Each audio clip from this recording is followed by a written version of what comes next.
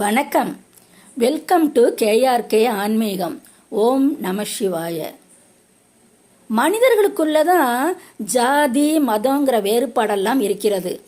தெய்வத்திற்கு அந்த மாதிரி எந்த வேறுபாடுமே கிடையாது.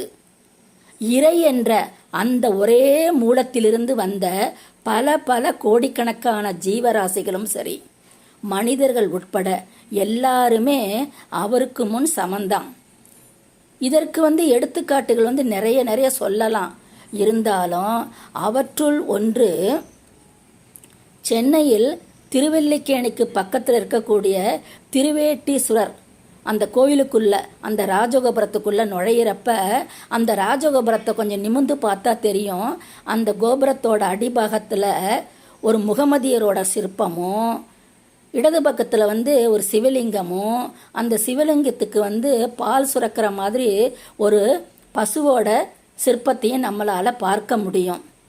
பல நூற்றாண்டுகளுக்கு முன்பு இந்த திருவேட்டீஸ்வரர் லிங்கத்தை கண்டெடுத்தவரே ஒரு முகமதியர் தானா.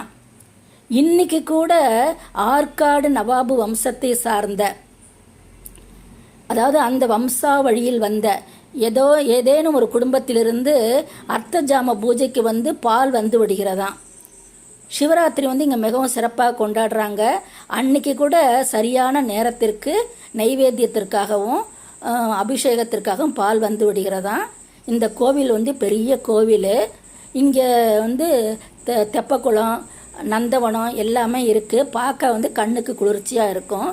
ஒரு தரம் போய் இந்த திருவேட்டீஸ்வரரை தரிசனம் பண்ணிட்டு வாங்க. பிடிச்சிருந்தா லைக் பண்ணுங்கள்.